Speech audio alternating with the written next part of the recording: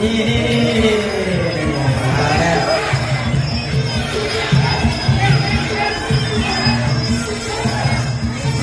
สิบผู้หลวง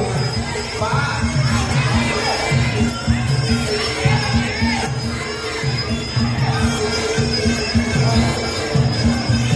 น้องในเกียรติศิลป์น้องในใส่กระเป๋าฝากดูก่อนอ้าวมาแล้วน้องในน้องมาอรุณติ้ว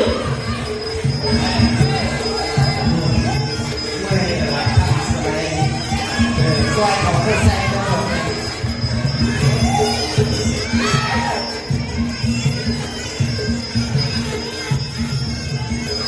กล้วยเกือบ40 กว่าคู่กล้วยเขาตั้งเขาด้วยมาไม่เอา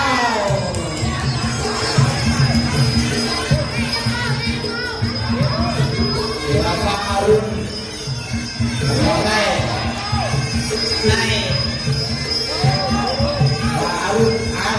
ลองมาสอบต่อยหลังมาลุ้นตีเรา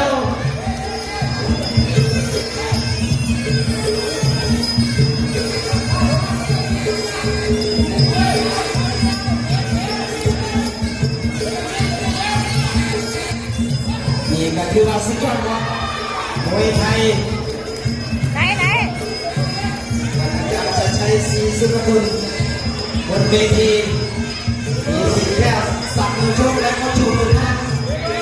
ไม่มีสิทธิ์ให้คะแนนให้คะแนน3 คน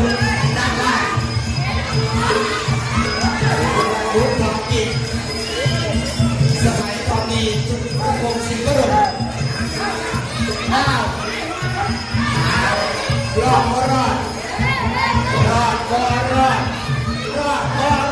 เอาสอบในประเทศไทยนี้ก็ถือว่าสุดยอด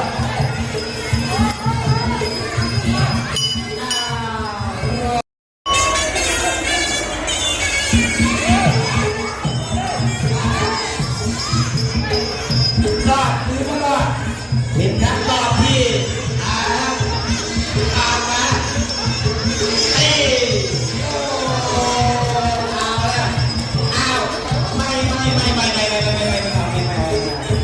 มองเห็นแล้วก็ท่านชัดชัยศรีสุภยุงก็เซฟนักกีฬาโอ้โหชูมือ